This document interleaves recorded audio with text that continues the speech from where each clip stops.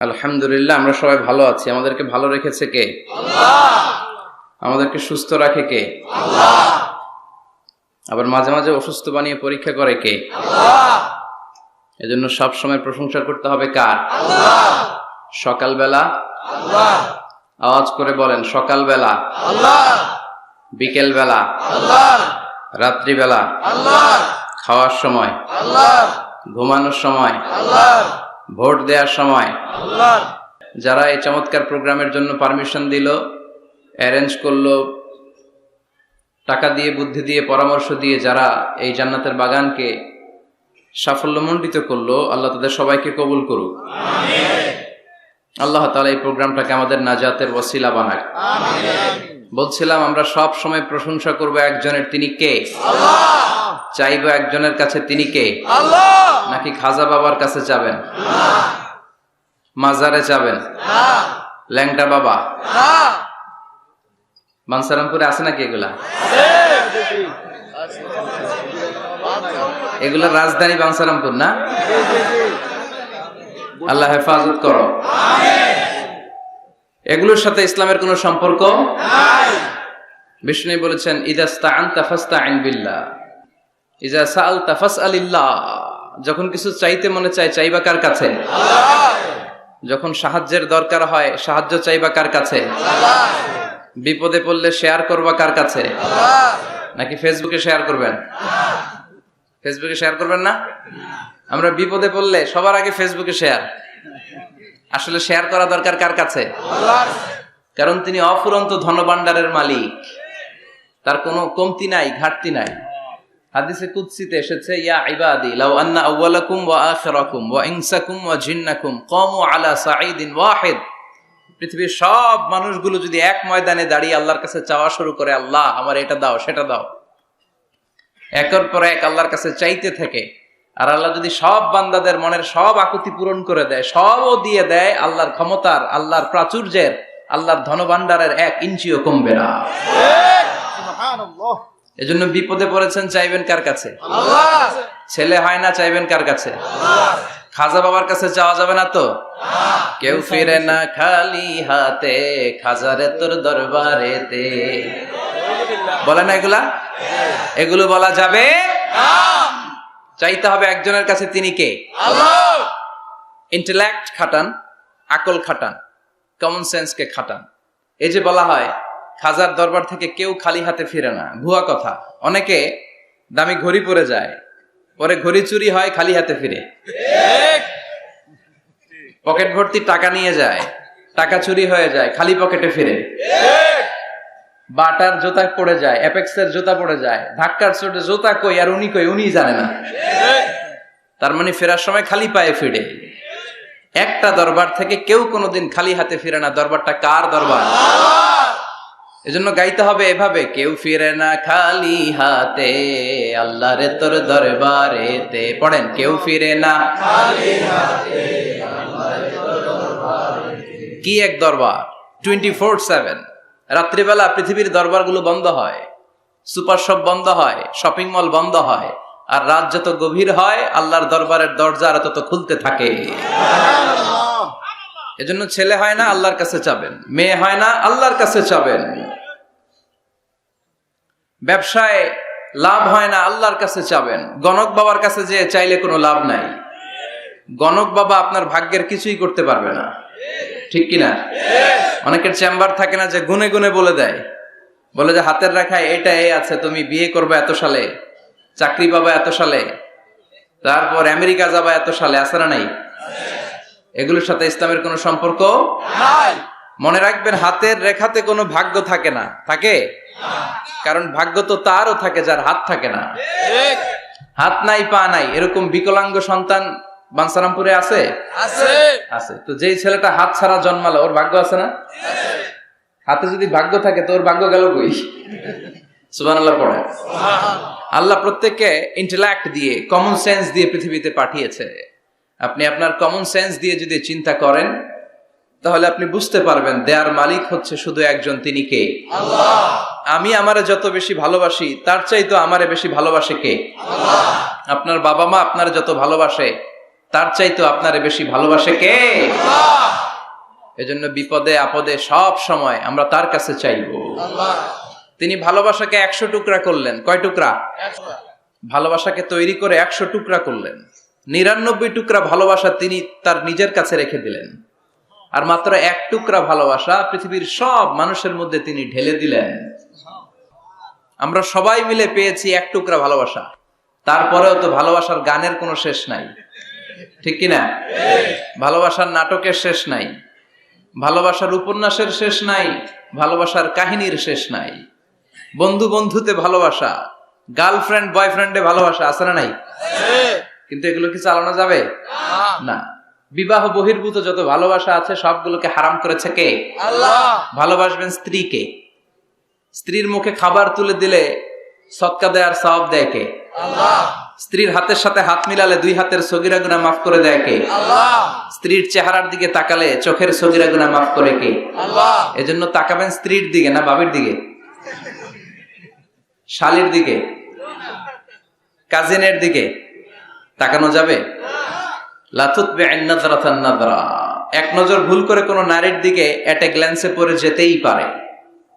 আধুনিক ভাষায় পোলাপানরা এটারে বলে ক্রাশ। কি বলে? তার মানে প্রথম ক্রাশ এটা মাফ করে দিবে কে?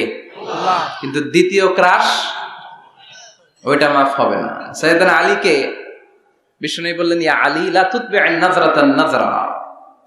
আলী, এক নজর যদি ভুল করে কোনো বেগানা নারীর দিকে পড়ে যায়, চোখটা নামাও। Lower your gaze, lower your eyesight. চোখ নামাও, তাকিও না আবার। প্রথম নজর তোমার জন্য ক্ষমা, দ্বিতীয় নজর তোমার জন্য গুনাহ। প্রথমে নজর পড়েছে, চোখ নামিয়েছেন, ক্ষমা করবে কে? আল্লাহ। আবার তাকালেন, আবার তাকালেন। বারবার তাকানোর কারণে গুনাহ আছে না নাই? এজন্য প্রথম নজর ক্ষমা, দ্বিতীয় নজর গুনাহ। অনেকে কৌশল করে বলে, প্রথম নজর যেহেতু ক্ষমা, এক নজরে আধা ঘন্টা তাকিয়ে থাকবো। এরকম কৌশল করা যাবে? সব কৌশলের বড় কৌশলী কে? এজন্য ছেলে নাই, মেয়ে নাই, পাসপোর্ট দিয়ে রেখেছেন, ভিসা লাগে নাই, পরীক্ষার্থী, গোল্ডেন A+ এর আশা রাখো, চাইতে হবে একজনের কাছে। কোন গণক বাবা, কোন সাধু বাবা, কোন পীর বাবার কাছে গেলে কিছু পাওয়া যায় না। কারণ পীর সাহেব রাত্রেবেলা নিজেও কান্দে কার কাছে? ঠিক কিনা? এজন্য আমরা আল্লাহর কাছে চাইবো। আল্লাহ ভালোবাসাকে 100 টুকরা করে নিজের মধ্যে 99 টুকরা ভালোবাসা রেখে দিলেন, আর পৃথিবীর সবার মধ্যে 1 টুকরা ভালোবাসা ভাগ করে দিলেন। ওই 1 টুকরার ছিটে ফোটা লক্ষ লক্ষ নবীরা পেয়েছে, আগের উম্মতেরা পেয়েছে, এই জামানার লোকেরা পেয়েছে, আমি পেয়েছি, উনি পেয়েছে, উনি, আমরা সবাই মিলে 1 ভাগ। আর ওনার মধ্যে কয় ভাগ? তাহলে ভালোবাসা ওনার বেশি না কম? বেশি। বাবা মা আমাদের যত বেশি ভালোবাসে তার চেয়েও তিনি বেশি ভালোবাসেন। এজন্য ভুল হলে, অন্যায় হলে, অপরাধ হলে আমার আল্লাহর দরবার আছে না নাই? আশা হারানো যাবে না। লা তাইয়াসু মির রাহিল্লাহ, ইন্নাহু লা ইয়াইয়াসু মির রাহিল্লাহি ইল্লাল কওমুল কাফিরুন। কখনো আল্লাহর রহমত থেকে নিরাশ হয়ো না। Never give up. কখনোই রহমত থেকে নিরাশ হওয়া যাবে না। আপনি কত গুনাহ করেছেন, কত পাপ করেছেন, কত অন্যায় করেছেন, কয় ওয়াক্ত নামাজ আপনি ছেড়েছেন, কয়টা মিথ্যাই বা আপনি বলেছেন। আপনার পাপ আর গুনাহ যদি হয় খালের পানির সমান, আল্লাহর দয়া হচ্ছে সাগরের পানির সমান। সুবহানাল্লাহ। আপনার পাপগুলো যদি হয় পাহাড়ের সমান, আমার আল্লাহর দয়া আকাশের সমান। এজন্য পাপ করলে আমরা মাফ চাইবো কার কাছে? আল্লাহ। মাফ করার জন্য তিনি বসে থাকেন। তিনি বসে থাকেন যে বান্দা কখন ফিরে আসে, কখন ফিরে আসে। এজন্য সব সময় বিপদে আপদে আমরা একজনের কাছে সাহায্য চাইবো, তিনি কে? আল্লাহ। একটা থ্যাঙ্কস জানাই, ধন্যবাদ জানাই, শুকরিয়া জানাই যে আল্লাহ তাআলা আমাদেরকে আজকে এই বানসারামপুরের এই মাদ্রাসা ময়দানে এত চমৎকার পরিবেশে কথা শুনবার তৌফিক এনায়েত করে দিয়েছেন। আমরা হৃদয় নিংড়ানো মনের সবটুকুন ভালোবাসাকে উজাড় করে দিয়ে সিংহ শার্দুলের মতো গর্জন করে আকাশ বাতাস প্রকম্পিত করে মন প্রাণ বুক মুখ একসাথে করে দেহের সবটুকুন শক্তি গলার মাঝ বরাবর এনে চিৎকার করে পড়বো কালিমাতু শুকর আলহামদুলিল্লাহ। আলহামদুলিল্লাহ। পড়েন রব্বানা লাকাল হামদ। হামদান কাসীরান حمدا كثيرا তাইয়িবান طيبا মুবারাকান ফীহি ইয়া রাব্বি লাকাল হামদু কামা ইয়ানবাগি লিজালালি ওয়াজহিকা ওয়া আযীমি সুলতানিকা লাকাল হামদু বিল ঈমান লাকাল হামদু বিল ইসলাম লাকাল হামদু বিল কুরআন। প্রশংসা করলাম কার?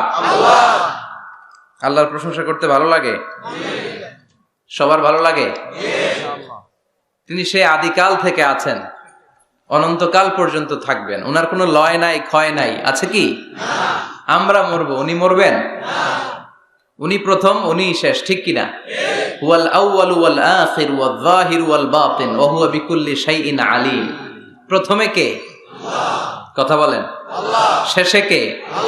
প্রথমে আল্লাহ আল্লাহ, শেষেও আল্লাহ আল্লাহ, আকাশে আল্লাহ আল্লাহ, জমিনেও আল্লাহ আল্লাহ। পড়েন, প্রথমে আল্লাহ আল্লাহ, শেষেও আল্লাহ আল্লাহ, আকাশে আল্লাহ আল্লাহ, জমিনেও আল্লাহ আল্লাহ। নিখিল জাহান গায়ে গুণগান, তার নামে গায় আমরাও গাহি তাআলা।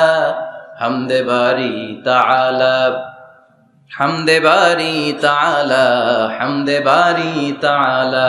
সুবহানাল্লাহ। سبحان الله প্রথমেও তিনি, শেষেও তিনি, প্রকাশ্যেও তিনি, গোপনেও তিনি, সব জায়গায় তিনি। আমি তো বলি সব জায়গায় তিনি, ঠিক কিনা? কারণ আমরা যখন আজান দেই, আজানের শুরুতে কি বলি? আল্লাহু আকবার বলি না? তার মানে আজানে আল্লাহর নাম আছে না নাই? কথা বলেন। নামাজে আল্লাহর নাম আছে না নাই? আমরা যখন ধারালো একটা ছুরি দিয়ে ঈদুল আজহার দিনে পশু জবাই করি, কি বলি? আল্লাহর নাম। আবার জিকিরের মধ্যে আছে কার নাম? জোরে বলেন। তার মানে আজানে আল্লাহ আল্লাহ, একামাতে আল্লাহ আল্লাহ, কোরবানিতেও আল্লাহ আল্লাহ, জিকিরেও আল্লাহ আল্লাহ। পড়েন, আজানে আল্লাহ আল্লাহ, একামাতে আল্লাহ আল্লাহ, কোরবানিতেও আল্লাহ আল্লাহ, জিকিরেও আল্লাহ আল্লাহ। নিখিল জাহান গাই গুণগান, তার নামে গায় আমরাও গাহি তাআলা। হামদে বারি তাআলা, হামদে বারি তাআলা, হামদে বারি তাআলা। আল্লাহু আকবার। কি এক মধুর নাম! শুরুতেও চিনি, শেষেও তিনি, গোপনেও তিনি, প্রকাশ্যেও তিনি। পড়েন সুবহানাল্লাহ। এজন্য সব সময় প্রশংসা করব কার? আমরা যেন বেশি বেশি আল্লাহর প্রশংসা করতে পারি। আল্লাহ তুমি তৌফিক দাও। আমিন। বাঞ্ছারামপুর সুবহানিয়া ইসলামিয়া ফাজিল ডিগ্রি মাদ্রাসা ও হেফজখানার উদ্যোগে আজকের এই প্রোগ্রাম, আজকের এই মাহফিল। আমি এসে প্রিন্সিপাল হুজুরের সাথে কথা বলছিলাম। যোগ্য একজন প্রিন্সিপাল আপনারা পেয়েছেন, আলহামদুলিল্লাহ। পড়েন, প্রায় 18 বছর ধরে উনি লিড দিচ্ছেন, এলাকাবাসীদেরকে নিয়ে এই পর্যন্ত প্রতিষ্ঠানটিকে নিয়ে এসেছেন। আল্লাহ যেন কিয়ামত পর্যন্ত এই প্রতিষ্ঠানটাকে হেদায়েতের মার্কাজ হিসেবে কবুল করে, আমরা পড়ি আমিন। আজকের প্রোগ্রামের সভাপতি হাজী মোহাম্মদ ফজলুল হক সাহেব, ভাই ভাই জুয়েলার্স, ভিটি ঝগড়াচড়। আপনি? মাশাআল্লাহ, সভাপতি চলে আসছে। প্রতিষ্ঠাতা হচ্ছে মরহুম মাতুমিয়া সরকার, জগন্নাথপুর। কথা বলেছেন হযরত মাওলানা আনম ও মাইনুদ্দিন সিরাজি। যারাই কথা বলেছেন তারা কোরআন থেকে বলেছেন, ঠিক কিনা? আর কোরআন থেকে বললেই কথাগুলো সত্যি হয়, চমৎকার হয়, ফাঁক ফোকর থাকে না। আর যদি উল্টা পাল্টা গল্প কিচ্ছা কাহিনী দিয়ে কথা বলা হয়, এটার মধ্যে ফাঁক ফোকর আছে না নাই? এজন্য তাফসির মাহফিলগুলো, এগুলো হচ্ছে আল্লাহর পক্ষ থেকে রহমত, মার্সি এন্ড ব্লেসিংস। এটা আল্লাহর রহমত। পৃথিবীর কোথাও উইন্টার সিজনে, শীতকালে এরকম গ্যাদারিং হয় না, এত মানুষকে বসতেই দিবে না। আর যে সমস্ত দেশে আলোচনা হয় সেমিনার টাইপের, কনফারেন্স টাইপের, আমরা অনেক জায়গায় সেমিনারে, কনফারেন্সে কিছু কথাবার্তা বলি। আবার অনেক জায়গায় শর্ট তাস্কিরা হয়, ভেরি শর্ট তাস্কিরা ফর 20 মিনিটস অর 15 মিনিটস, 15-20 মিনিটের ছোট্ট আলোচনা। স্পিকারও চলে যায়, শ্রোতারাও চলে যায়। কিন্তু এই যে আসর থেকে শুরু করে মাগরিব, মাগরিব থেকে এশা অবধি, রাত 10টা-11টা পর্যন্ত, এই যে শীতের রাতে মাঠে ঘাটে তাফসীর প্রোগ্রামের যে অ্যারেঞ্জমেন্ট, এটা আমার দেশ বাংলাদেশ ছাড়া আর কোথাও কি আছে? কথা বলেন। এই জন্য তাফসীর প্রোগ্রামগুলোকে আমাদের সফল করতে হবে। ভবিষ্যতেও যদি কোনো তাফসিরুল কোরআনের ডাক আসে, এসে উপস্থিত হয়ে সফল করতে রাজি আছেন তো? রাজি আছেন? কারণ এখানে কোরআন থেকে কথা হয়। কোরআনের আওয়াজকে কেউ স্তব্ধ করে দিতে পারে? এক জায়গায় তাফসির মাহফিল বন্ধ হলে আরো 10 জায়গায় সুযোগ আছে না নাই? কারণ আল্লাহর ওয়াদা যে আল্লাহ কোরআনের বাণীকে ছড়িয়ে দিবে। বিশ্বনবীকে আল্লাহ তাআলা পুরা পৃথিবীটাকে ছোট্ট করে কনসাইজ এন্ড প্রিসাইজ করে মিনিয়েচার করে বিশ্বনবীকে দেখিয়েছেন, মুহাম্মদ দেখো, this is Asia, this is America, this is Africa. পুরো মহাদেশ গুলো দেখিয়েছেন, গোটা বিশ্বটাকে বিশ্বনবীর কাছে ছোট করে দেখিয়েছেন। আর বিশ্বনবী বলেছেন, যত দূর জায়গা আমি দুচোখ দিয়ে দেখেছি তত দূর জায়গায় কালিমার বাণী পৌঁছে যাবে। পৃথিবীর কোনো অপশক্তি কোরআনের আওয়াজকে থামিয়ে দিতে পারবে না। ওয়ালা বাইতা ওয়াবার ওয়ালা মাদার, কোনো ছনের ঘর, পাকা ঘর, টিনের ঘর, জঙ্গল, পাহাড়, পর্বত, এমন কোন জায়গা থাকবে না যে জায়গা থেকে আল্লাহু আকবার ধ্বনি উচ্চারিত হবে না। চিল্লায় এখন ঠিক কিনা? এজন্য ইসলামের পক্ষে থাকলে লাভ না লস? আর ইসলামের বিপক্ষে গেলে সব শেষ, দুনিয়াও বরবাদ, আখিরাতও বরবাদ। এজন্য আমরা যেন সব সময় ইসলামের পক্ষে থাকতে পারি, আল্লাহ তৌফিক দাও। আর জোরে পড়েন আমিন। আমরা যে বইটা থেকে আজকে কয়েক মিনিট কথা শুনবো, বইটার নাম কি? তাফসির মাহফিলের একমাত্র সিলেবাস আল কোরআন, ঠিক কিনা? এই কোরআনের বাইরে কথা বললে এখানে খাওয়া নাই, আছে মাইর, আছে কি? এখানে যদি কেউ গীতা পাঠ করে মাইর দিবেন না? শ্রীমত ভগবত গীতা, ত্রিপিটক, এগুলো পাঠ করলে মাইর আছে না নাই? কিন্তু এখানে কোরআন থেকে তেলাওয়াত হলে আমাদের তাকবীর চলে। চিল্লা এখন ঠিক কিনা? এজন্য আমরা এই বইটা থেকে কথা বলার চেষ্টা করি, এই বইটা দিয়ে মানুষকে আলোকিত করবার চেষ্টা করি। কারণ কোরআন এসেছে মানুষকে আলোকিত করতে। কোরআনের আরেক নাম হচ্ছে নূর। কোরআনের আরেক নাম কি? নূর মানে লাইট। এজন্য রব্বুল আলামিন বলেন, কিতাবুন আনজালনাহু ইলাইকা লিতুখরিজান NASA Minaj যুলুমাতি ইলান Noor. O Muhammad, I've revealed this holy and sacred book unto you in order to lead the mankind out of darkness into the light. ও নবী, কেন এই কোরআন পাঠালাম জানো নাকি? শোনো, অন্ধকারাচ্ছন্ন মানুষগুলোরে আলোর পথে নিয়ে যাওয়ার জন্য, বামপন্থী গুলারে ডানপন্থী বানানোর জন্য, জাহান্নামী গুলারে জান্নাতে পাঠানোর জন্য। পড়েন ঠিক কিনা?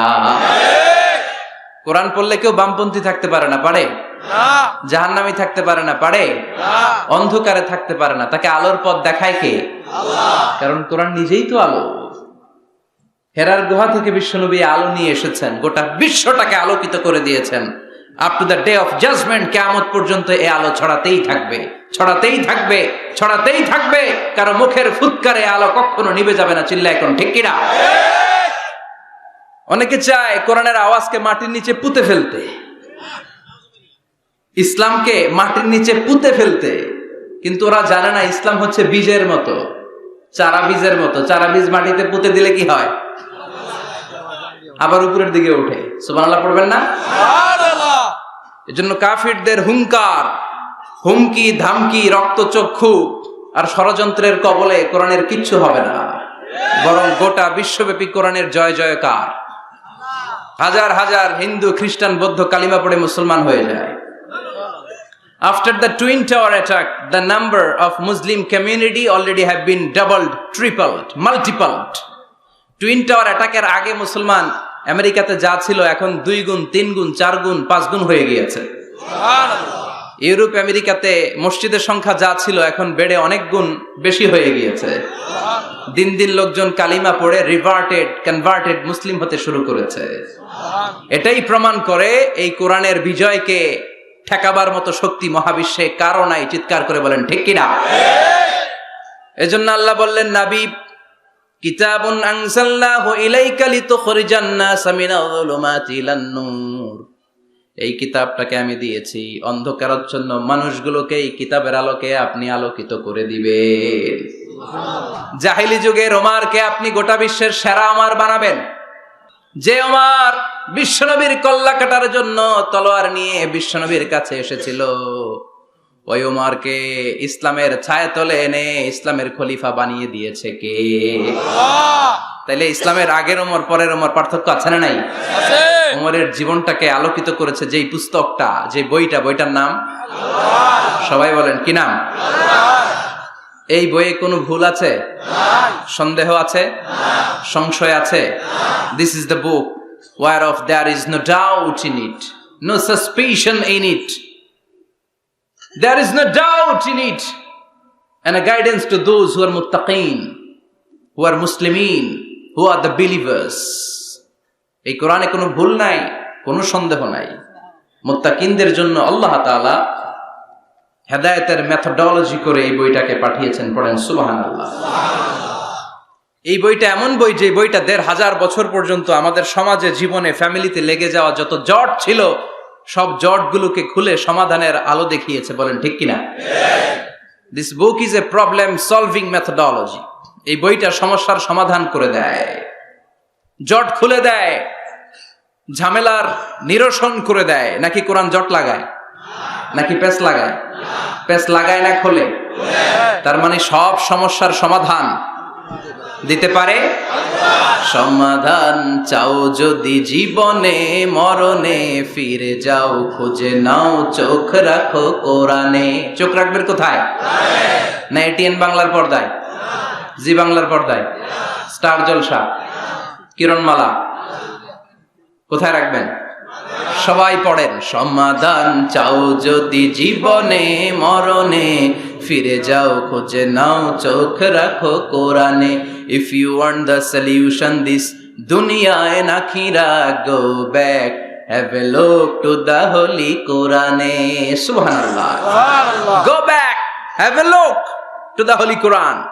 যাও তোমার চেয়ারে বসো, হেলান দিয়ে বইটা খোলো আর চোখ বোলাও। তোমার সমস্যার সমাধান এনে দিতে পারে কে? আল্লাহ।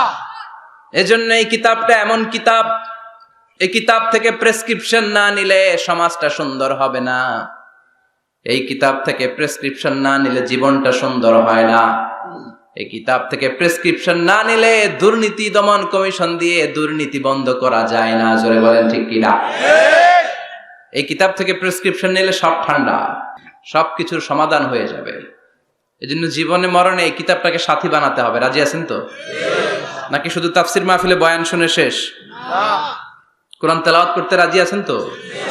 Our duties to the holy and sacred book, holy Quran.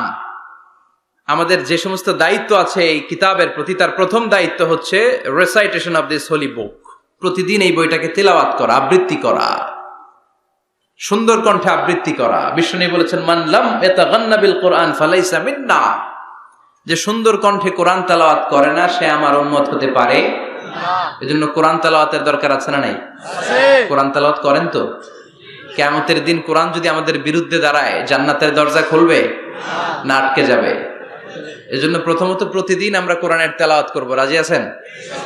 মনে থাকবে? যারা কোরআন জানেন না, হুজুর কোরআন শিক্ষার আসর একটা করবেন সান্ধ্যকালীন, রমজান মাসে। মুরব্বীরা, বয়স্করা যারা কোরআন পড়তে পারে না, তারা এখানে এসে কোরআন শিখবেন। রাজি আছেন তো? আমরা কোরআন জেনে বুঝে মরতে চাই। রাজি আছেন? কোরআন শিখলেও লাভ, শিখাইলেও লাভ। খায়রুকুম মান তাআল্লামাল কুরআনা ওয়া আল্লামা। The best person among you who reads Quran by himself and teaches it to others. সবচেয়ে সেরা আল্লাহর কাছে সে যে নিজেও কোরআন পড়ে অন্যেরও পড়ায় দেয়। আপনি যদি কাউকে শুধু সূরাতুল ফাতিহাটা শিখিয়ে দেন, সে সারা জীবনের নামাজে যত সূরা ফাতিহা পড়বে তার সওয়াব তো তার থাকবেই, ওইটার একটা পার্সেন্টেজ সওয়াব আপনার আমলনামায় আছে না নাই? কি এক কিতাব, এক অক্ষর পড়লে 10টা নাকি। সুবহানাল্লাহ বাড়িতে যায় বললেন, সুবহানাল্লাহ।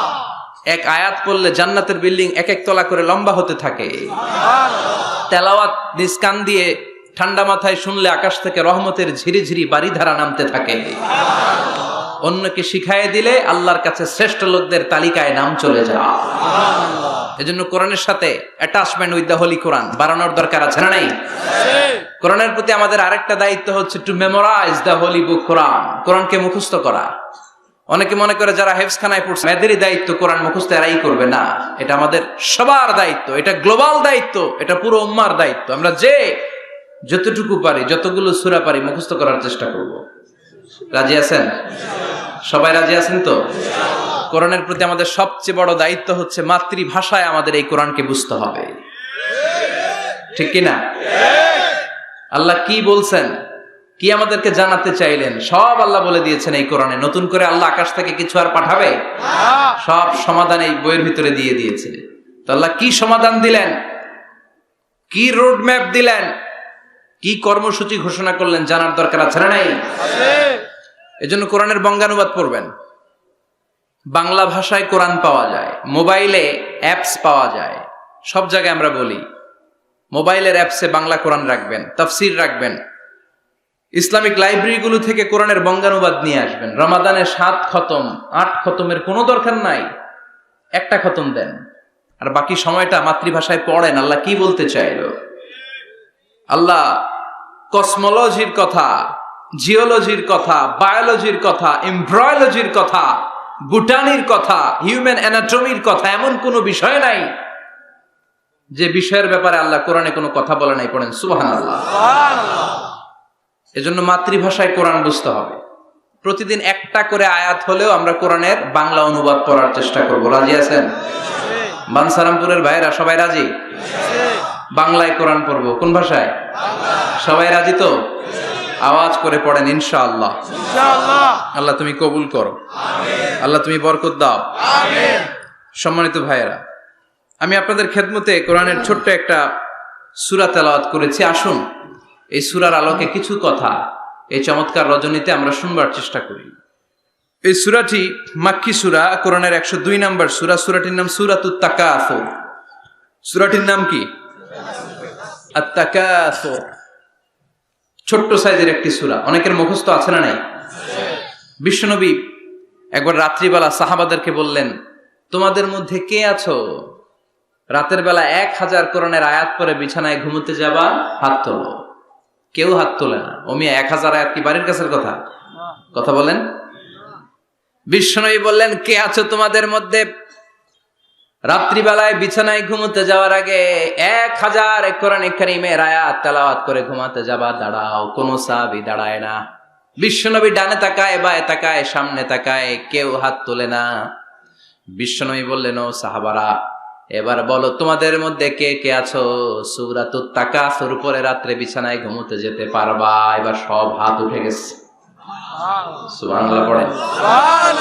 বিশ্বনবী বললেন, তোমাদের মধ্যে যদি কেউ রাত্রিবেলা একবার সূরাতুত তাকাসুর তেলাওয়াত করে বিছানায় ঘুমোতে যাও, আমল নামায় 1000 আয়াত তেলাওয়াতের সওয়াব দিয়ে দিবে কে? চিৎকার করে আল্লাহু আকবার।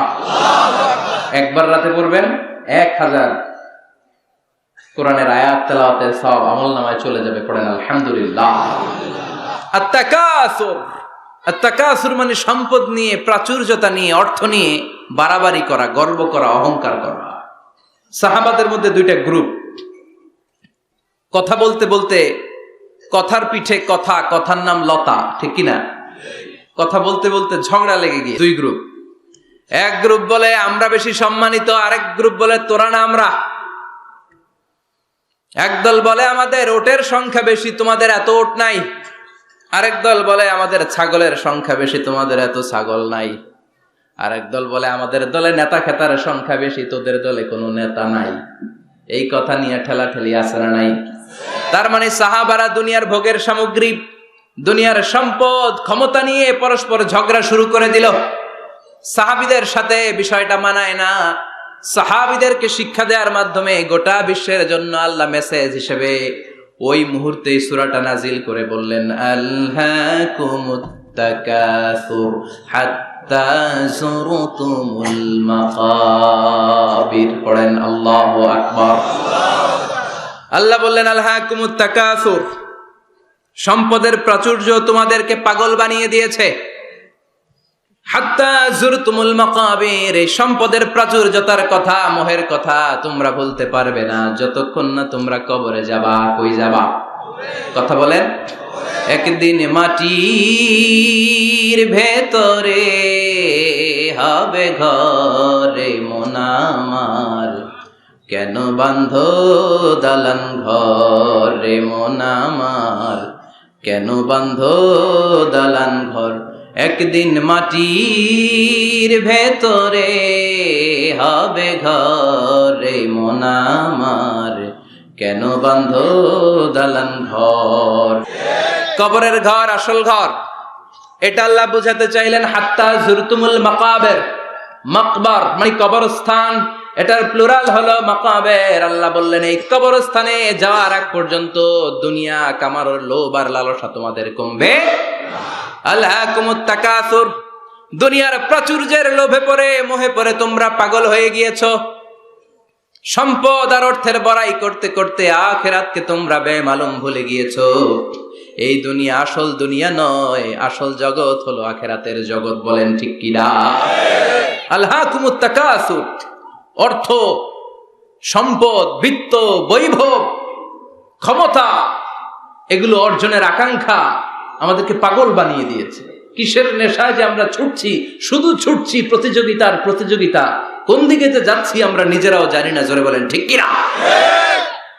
চাহিদার আমাদের শেষ নাই, যার যত বেশি তার চাহিদা তত বেশি। গাড়ি আছে বাড়ি চাই, বাড়ি আছে নারী চাই, এটা আছে ওটা চাই, ওটা আছে সেটা চাই, এরকম চাহিদা আছে না নাই? যারে আল্লাহ দিয়েছে বেশি তার চাহিদাও তত বেশি, ঠিক কিনা? এজন্য আল্লাহ বললেন আলহাকুমুত তাকাসুর, তোমাদের চাহিদার কোনো কমতি নাই, তোমাদের চাওয়া পাওয়ার কোনো শেষ নাই। যার সাইকেল আছে সে মোটর সাইকেল চায়, মোটর সাইকেল আছে তো প্রাইভেট কার চায়, প্রাইভেট কার আছে মনে মনে ভাবে প্লেনে চড়তে পারলে একটু ভালো হয়। এরপরে কয় হেলিকপ্টার আছে না নাই?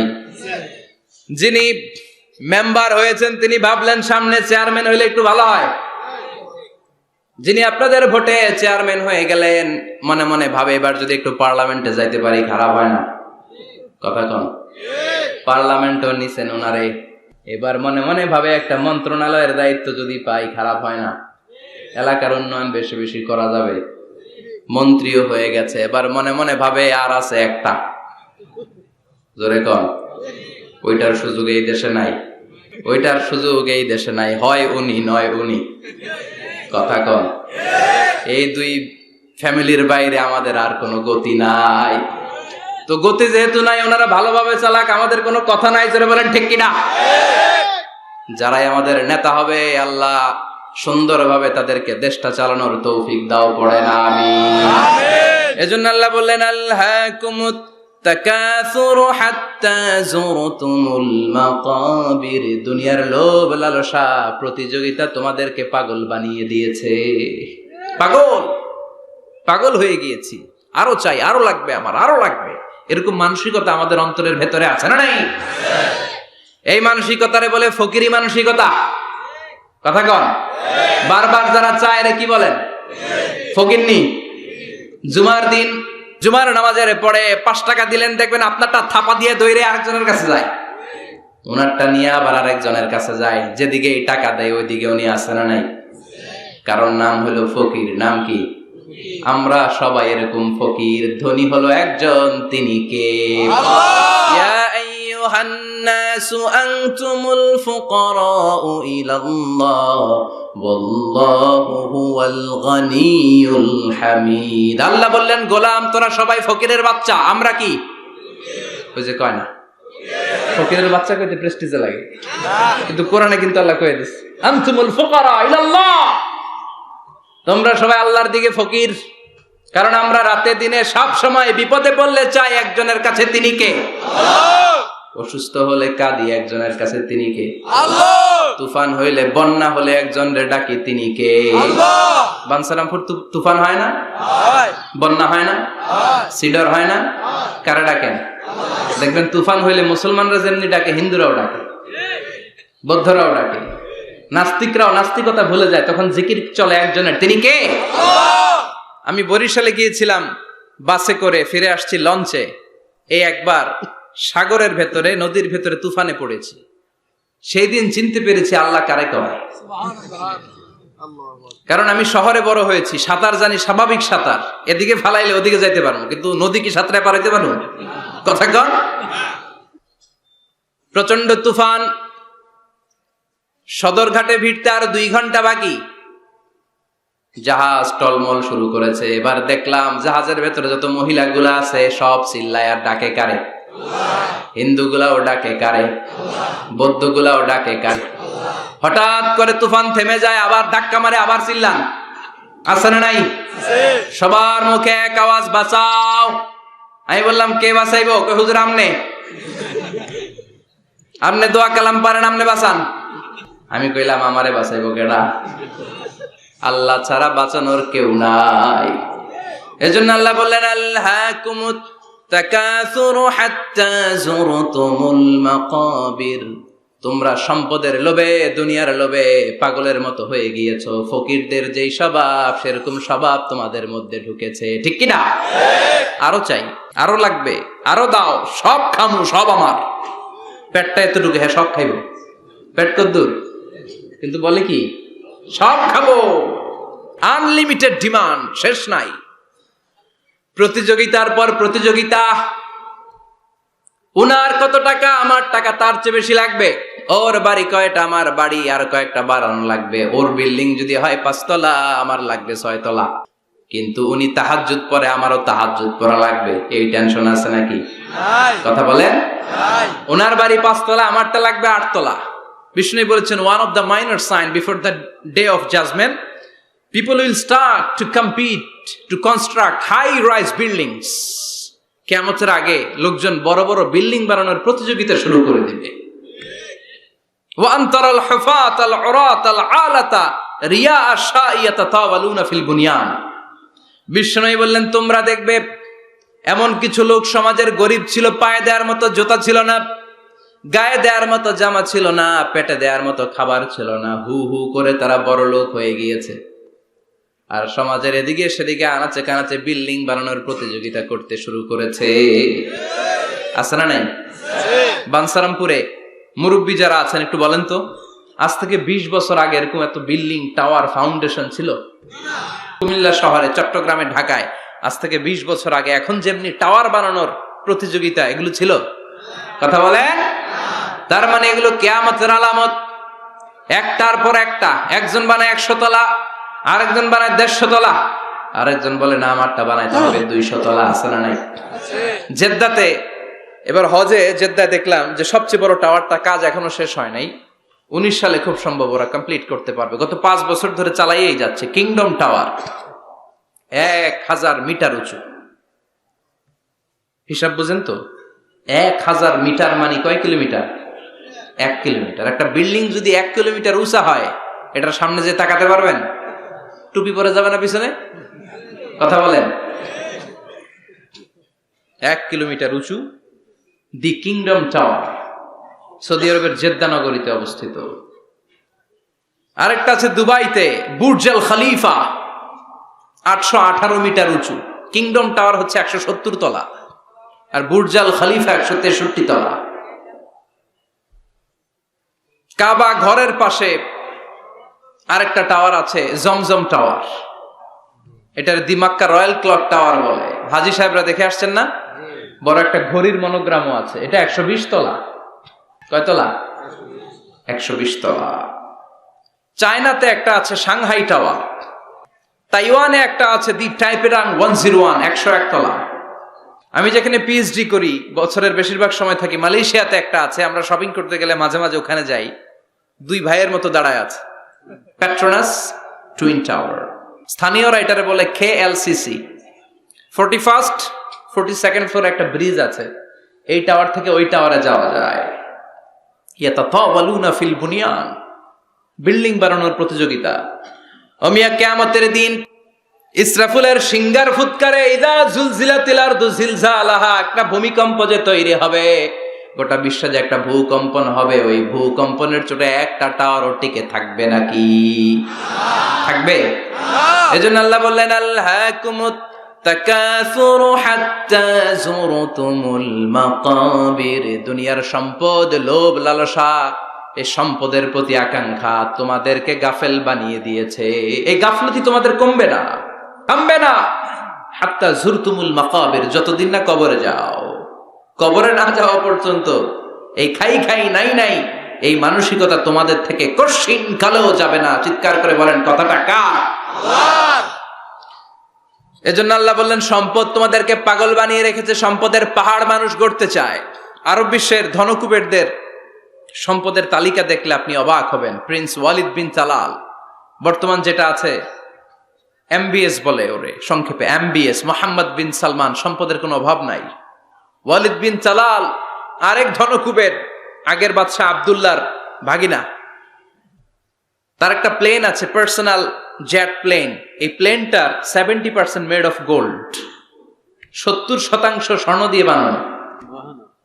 Can you imagine? কল্পনা করতে পারেন? গত 2 বছর আগে আমি ব্রুনাই গিয়েছিলাম একটা প্রোগ্রামে। ব্রুনাইতে আছে পৃথিবীর সবচাইতে বড় প্যালেস, রাজপ্রাসাদ, নাম ইস্তানা নুরুল ইমান। প্রায় 2000 কক্ষ আছে ওই রাজপ্রাসাদের ভেতর। এটার মালিক হচ্ছে ব্রুনাইয়ের বাদশাহ সুলতান হাসান আল বালখিয়া। গ্র্যান্ড হায়াত নামে একটা হোটেল আছে, ওইটার মালিক।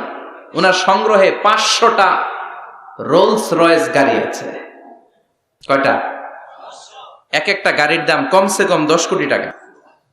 আচ্ছা, একজন মানুষের পুরো ফ্যামিলি নিয়ে চলতে ফিরতে মজমাস্তি করতেও কয়টা গাড়ি লাগে? হ্যাঁ, একটা গাড়ি, 2টা গাড়ি, সর্বোচ্চ 3টা গাড়ি, ঠিক কিনা? সে তার সংগ্রহে 500 রোলস রয়েস গাড়ি রেখেছে। আর Lamborghini, Ferrari, Porsche, Maybach, Bugatti, Range Rover, Volkswagen, BMW, Mini Cooper, Mercedes Benz, এই ব্র্যান্ডের গাড়ির কোনো অভাব নাই। আরো লাগবে তার, আরো লাগবে। কোথায়? রেঞ্জ রোভার বেরিয়েছে নতুন নিউ ব্র্যান্ডের, বিএমডব্লিউ 9 সিরিজ কোথায়? আরো গাড়ি লাগবে। এরকম মানসিকতা আজও আরবের ধনকুবেরদের মধ্যে আছে না নাই? এজন্য আল্লাহ বললেন খবরদার, সম্পদ তোমাদেরকে পাগল বানিয়ে দিয়েছে। আলহাকুমুত তাকাসুর, এই সম্পদের মায়া কোনোদিন তোমাদের কমবে না। হাত্তা যুরতুমুল মাকাবির, যতদিন না তোমরা কবরের ভেতরে ঢুকবা। ইসলাম সম্পদ উপার্জন করতে বাধা দেয় না, তবে সেটা হতে হবে হালাল পন্থায়, ঠিক কিনা? কারণ হালালে বরকত দিয়েছে কে? হারামে কোনো বরকত আছে? আচ্ছা বলেন তো, গরু খাওয়া হালাল না হারাম? কুকুরের গোশত খাওয়া হারাম। বাংলাদেশে কি বেশি বেশি গরু জবাই হয় না কুকুর? গরু। গরু বছরে বাচ্চা দেয় কয়টা? একটা। কুকুর বাচ্চা দেয় কয়টা? 6টা, 7টা, অনেকগুলো। তারপরেও বাংলার জমিনে গরু বেশি না কুকুর বেশি? সুবহানাল্লাহ পড়বেন না? গরু খাইলামও বেশি, গরু জবাই করলামও বেশি, আবার গরু বাচ্চাও দিল কম। কুকুর খাইলাম না, কুকুর জবাইও করলাম না, কুকুর বাচ্চা দিল অনেক, কিন্তু কুকুর কম, গরু বেশি। কারণ গরু খাওয়া হালাল, আর হালালে বরকত ঢুকিয়ে দিয়েছে কে? আল্লাহ। এজন্য আল্লাহ বললেন গোলাম, হালালে বরকত, হালাল পন্থায় কোটি কোটি টাকার মালিক হন, ইসলামে বাধা নাই। তবে নিসাব পরিমাণ সম্পদ হলে যাকাত দিতে বলেছে কে? ওয়াফি আমওয়ালিহিম হাক্কুন লিসসাইলি ওয়াল মাহরুম। তোমার সম্পদের মালিক শুধু তুমি নও, না খেয়ে থাকা সমাজের গরিবদের ওই সম্পদে ভাগ আছে না নাই? অনেকে যাকাতের শাড়ি দেয়, যাকাতের লুঙ্গি দেয়। যাকাতের শাড়ি বলতে, যাকাতের লুঙ্গি বলতে কোনো লুঙ্গি নাই, ঠিক কিনা? যাকাত হচ্ছে এমন পরিমাণে সম্পদ আপনি একজনকে দিয়ে দিবেন, ওই সম্পদ পেয়ে জীবনে আর কোনো দিন যেন তার আরেক জায়গায় যাকাতের টাকা নিতে হাত পাতা না লাগে। কিন্তু যাকাতের শাড়ি দেয়, আছে না নাই? পত্রিকায় বিজ্ঞপ্তি দেয়, আবার ওই শাড়ি আনতে যায় পদপৃষ্ট হয়ে লোকজন মারা যায়। এরকম ডাকাত আছে না নাই? এজন্য আল্লাহ বললেন খবরদার, সম্পদ উপার্জন করো, কিন্তু নিসাব পরিমাণ সম্পদের মালিক হলে যাকাত দিবা। ওয়াল্লাযীনা ইয়াকনিজুনা الذهب والفضة ولا ينفقونها في سبيل الله فبشرهم بعذاب أليم। যারা সম্পদের মালিক হয় কিন্তু আমার রাস্তায় যাকাত দেয় না, ও নবী তাদেরকে আপনি কঠিন আযাবের সুসংবাদ দেন। পড়েন নাউযুবিল্লাহ। ও মিয়া, আযাবের কি সুসংবাদ হয় না দুঃসংবাদ? কিন্তু আল্লাহ সুসংবাদ বললেন কেন? কারণ আযাবটা বড় করা হবে। যাকাত যারা দেয় না, ব্যাংক ব্যালেন্স করে, এফডিআর করে, সঞ্চয়পত্র কিনে রাখে, ফ্ল্যাটের পর ফ্ল্যাট কিনে রাখে, জমির পর জমি কিনে রাখে, যাকাত দেয় না, ওদের শাস্তি হবে ভয়ঙ্কর। শাস্তির তীব্রতা বোঝানোর জন্য আল্লাহ বললেন সুসংবাদ। ছেলে পরীক্ষায় ফেল করেছে, গণিত পরীক্ষায়, মা বলে ফেল করছস, তোর বাপে আসুক, এমন মাইট দিবে, মাইট খাইয়া মজা টের পাবি। ও মিয়া, মাইট দিলে কি মজা লাগে না ব্যথা লাগে? কথা কন। তো মা তো কয় মজা পাবি, মজা টের পাবি, তার মানে মাইরটা খুব কড়া মাইর হবে, কড়া। আল্লাহ বললেন কারুনের দিকে তাকা, যারা সম্পদের যাকাত দিস না কারুনের দিকে তাকা। সাইয়েদনা মুসা আলাইহিস সালামের চাচাতো ভাই মুসা আলাইহিস সালাম বললেন কারুন যাকাত দাও। কয় কেন দিমু? কারণ আল্লাহ তোমারে সম্পদ দিয়েছে। কারণ বলে কোন আল্লাহ টাল্লাহ আমারে সম্পদ দেয় নাই, ইন্নামা উতিতুহু আলা ইলমিন ইনদি, আমার বুদ্ধি খাটিয়ে সম্পদের মালিক আমি হয়েছি। নাউজুবিল্লাহ। আমার ব্রেন খাটাইছি মিয়া, বুদ্ধি খাটাইছি, মাথার গাম পায়ে ফেলে আমি সম্পদ কামাইছি, কোনো জাকাত টাকা দেব না। সাইয়েদনা মুসা আলাইহিস সালাম বললেন দাওয়াত দেওয়ার দায়িত্ব আমার, দাওয়াত দিলাম, যাকাত দাও, না হলে কঠিন আযাব তোমার উপর চেপে বসবে। কারণ বলে পারলে তুমি শাস্তি নিয়ে আসো। সাইয়েদনা মুসা আলাইহিস সালাম আল্লাহরে বললেন আল্লাহ অনেক আমি দাওয়াত দিলাম, গরিব দুঃখীদের মাঝে যাকাত দেয় না, আপনি শাস্তি পাঠান। রব্বুল আলামিন বললেন কিছুক্ষণের মধ্যে পুরো জমিনটা কারণ তার সম্পদ সহ সব কিছুকে মাটিতে দাবিয়ে দিবে।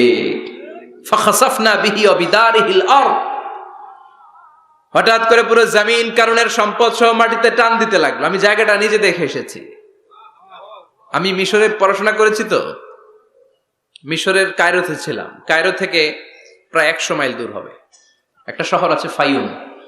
এই ফাইউম শহরে বহাইরা কারুন, কারুনের সব সম্পদ সহ বাড়িঘর সহ জমিন যেখানে দাবিয়ে তাকে জমিনের ভেতরে বুক গর্ভস্থ মাটির ভেতরে ঢুকিয়ে ফেলেছে, ওই জায়গাটা আজও ঠিক ওই রকম আছে। ওখানে একটা লেক হয়ে গিয়েছে, হ্রদ, মিশরীরা এখন মাছ ধরে। জমিন তাকে ভিতরে টানতে লাগলো, হাঁটু পর্যন্ত টেনে ফেলার পরে সে বলে আমি উঠে যাব। কোমর পর্যন্ত মাটির ভেতরে গেড়ে গেল, সে বলল আমি বেঁচে যাব। এবার গলা পর্যন্ত যখন দেহটা মাটিতে দেবে যায়, এবার হাত তুলে বলে মুসা সব সম্পদ তোমার, আমারে বাঁচাও। এমন ভালো মানুষ, সোজা আঙ্গুলে কি সব সময় উঠে না। ও মুসা সম্পদ নাও, আমারে বাঁচাও, বাঁচতে চাই। সাইয়েদনা মুসা বলে দ্য টাইম ইজ আপ, সময় শেষ। যখন দাওয়াত দিয়েছি তখন যদি দাওয়াত মেনে নিতা বেঁচে যেতা, এখন আমারও কিছু করার নাই, আমি গেলাম। ইয়াতাজালজালু ফিল আরদ হাত্তা ইয়াউমুল কিয়ামা, প্রতিদিন সহিহ বুখারীর বর্ণনা 1 বিঘত পরিমাণ আল্লাহ তাআলা জমিনকে আদেশ দিয়েছেন কারুন এবং তার সম্পদকে প্রতিদিন 1 বিঘত করে জমিনের ভেতরে নিতে থাকবে, up to the day of judgement, কিয়ামত পর্যন্ত কারুন তার সম্পদ সহ জমিনের ভিতরে যেতেই থাকবে, যেতেই থাকবে। চিল্লায় পড়েন সুবহানাল্লাহ। এজন্য আল্লাহ বললেন সম্পদ তোমারে বাঁচাতে পারে না, ক্ষমতা তোমারে বাঁচাতে পারে না, বাঁচাতে পারে একজন, তিনি কে? আল্লাহকুমুত তাকাসুরু হাত্তা যুরতুমুল মাকাবির, দুনিয়ার সম্পদের লোভে পড়ে আখিরাতকে তোমরা বেমালুম ভুলে গিয়েছো। এই গাফলতি তোমাদের থামবে না যতক্ষণ না তোমরা কবরে ঢুকবা। কার কথা? এজন্য যাকাত দেওয়ার দরকার আছে না নাই? এলাকায় তো এসে গল্প শুনলাম, অনেক বিজনেস ম্যাগনেট আছে, আশা করি তারা যাকাতও দেয়, ঠিক কি না? আপনাদের মধ্যে থেকে যারা ধনী আছে তাদেরকে পৌঁছাবেন যে যাকাত না দিলে কারণের মতো পরিণতি করে দিতে পারে কে? সম্পদগুলো কিয়ামতের দিন পেঁচাতে পেঁচাতে কোমর পর্যন্ত পেঁচাবে, আবার পেঁচাতে পেঁচাতে গলা পর্যন্ত পেঁচিয়ে ছোবল দিয়ে বলবে আনা মালুক আনা কানজুক, আনা মালুক, আমি তোর মাল, আমি তোর সম্পদ, আনা কানজুক, আমি তোর ব্যাংক ব্যালেন্স, আমারে খা। এক একটা ছোবলের চোটে পুরো দেহটা 70 গজ জামিনের ভেতরে চলে যাবে। এজন্য আল্লাহ বললেন আল্লাহকুমুত তাকাসুরু হাত্তা যুরতুমুল মাকাবির, দুনিয়ার প্রাচুর্যতা তোমাদেরকে মোহাচ্ছন্ন করেছে। আমরা মোহের মধ্যে পড়ে আছি, ঠিক কিনা? আমাদের চলাফেরা, কথাবার্তা, লাইফস্টাইল দেখলে মনেই হয় না যে আমরা মরব, মনে হয় যে 1000 বছর রাজত্ব করতে আমরা এসেছি, কেউ আমাদেরকে থামাতে পারবে না, কোনোদিন আমাদের মরণ হবে না। চিল্লায় বলেন ঠিক কিনা? এই দুনিয়াটা আসল জীবন না, আসল জীবন কবরের জীবন। এই দুনিয়ার দৃষ্টান্ত আল্লাহর কাছে হলো 4টা স্বর্ণের টুকরার মতো আর 3টা লাশের মতো। স্বর্ণের টুকরা কয়টা? লাশ কয়টা? বনি ইসরাইলের জামানাতে 3 জন যুবক কর্মের সন্ধানে, কাজের সন্ধানে বেরিয়েছিল। হঠাৎ করে তারা এক গুপ্তধন পেয়ে যায়। গুপ্তধনে তারা পেয়েছে 4টা বড় বড় স্বর্ণের টুকরা। কয়টা? মহা খুশি, খুশিতে বাকবাকুম। চিন্তা করলাম আমরা আজীবন খেয়ে পড়ে চলে যেতে পারবো, কিছুই করা লাগবে না। তিনজন মিলে স্বর্ণ নিয়ে বসে প্ল্যান করলো, ভাগ বটোয়ারা করার আগে একজন বাজার থেকে রুটি কিনে নিয়ে আয়, আগে পেট ভরে খেয়ে নেই, তারপরে ভাগ বটোয়ারা। একজন রুটি আনতে গিয়েছে, ওই দুইজন ভাবতে শুরু করলো যেটারে রুটি আনতে পাঠাইছে ওইটারে যদি মাইরা দিতে পারি তাহলে ভাগাভাগির আর কোনো কাম নাই। স্বর্ণ কয়টা? তুই নিবি দুইটা, আমি নিব দুইটা। আর যে রুটি কিনতে গিয়েছে সে মনে মনে ভেবেছে রুটির মধ্যে বিষ মাখিয়ে নিয়ে যায়।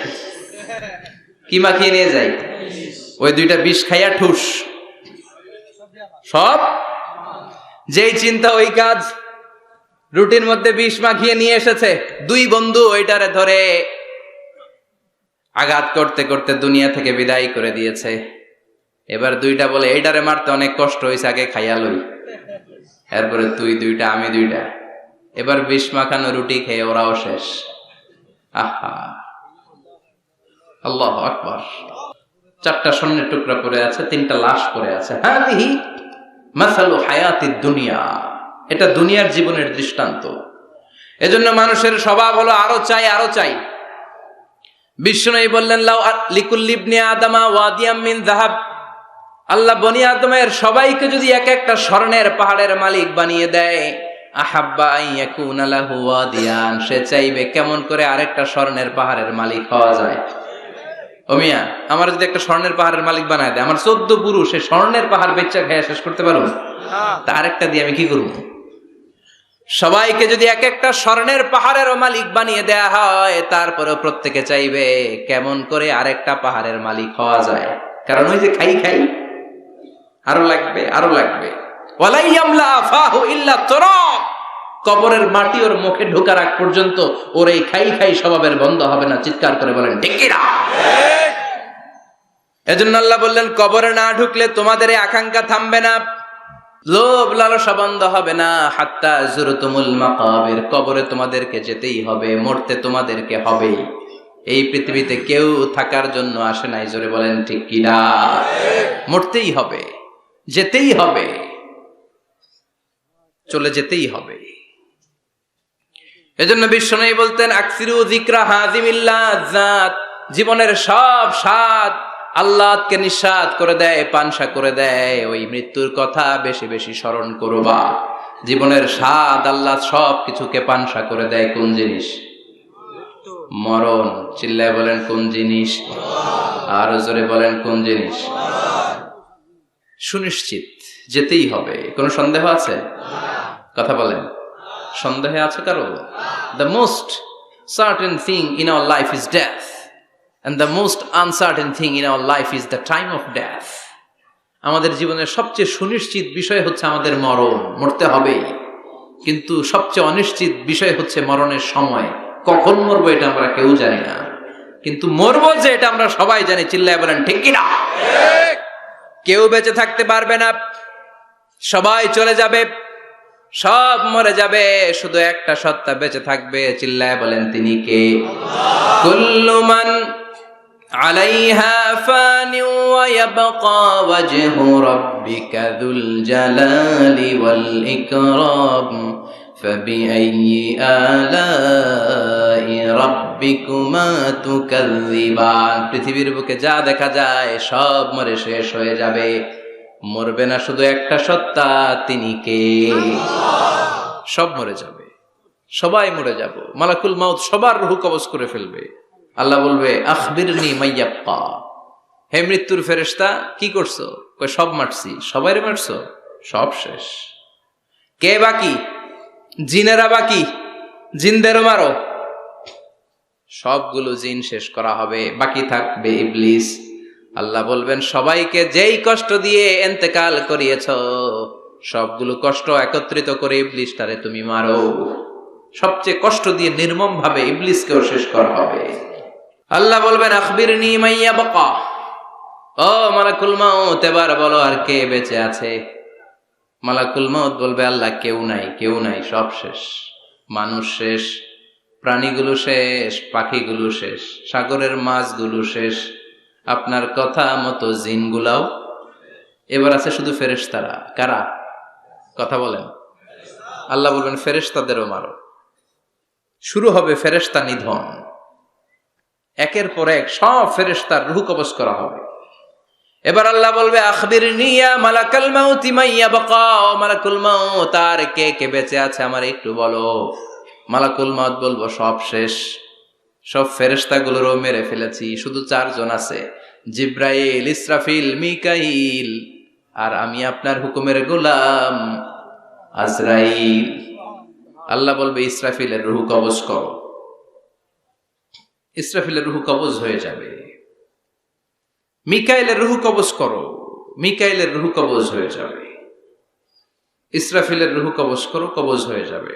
আল্লাহ বলবে আখবিরনি মাইয়াবকা, মালাকুল মউত এবার বলো কে বেঁচে আছে। মালাকুল মউত বলবে কেউ নাই। আল্লাহ বলবে আসলেই কেউ নাই। মালাকুল মউত বলবে আছে। কে আছে? শুধু আমি আছি। ডানে বায়ে সামনে পেছনে আল্লাহ কেউ নাই, সব শেষ, শুধু আমি আছি। আল্লাহ বলবেন এবার তুই মর, আল্লাহু আকবার। মুত ইয়া মালাকাল মাউত, হে মৃত্যুর ফেরেশতা এবার তুই মর। মালাকুল মাউত হিসাব আর মিলাতে পারবে না, হিসাবটা তখন উল্টে যাবে। মালাকুল মাউত বলবে এটা আবার কেমন কথা, আমি মরুম কেন? আমি না মারছি,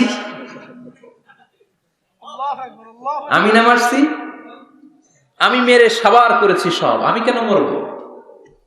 আল্লাহ বলবেন মালাকুল মাউত এটাই তো বিধান, কুল্লু নাফসিন যায়িকাতুল মাউত, দুনিয়ার প্রত্যেককেই মৃত্যুর স্বাদ নিতে হবে রে মালাকুল মাউত। যদিও তুমি মেরেছ, সবাইকে তুমি মেরেছ, এখন তোমার মরণের পালা, এবার তুমি মরো, কারণ তোমাকেও মরতে হবে, তোমাকেও মরতে হবে। এই কথা শুনে মালাকুল মাউতের গায়ে জ্বর এসে যাবে, খিচুনি এসে যাবে, কাঁপুনি ছুটে যাবে, কাঁপতে থাকবে মালাকুল মাউত।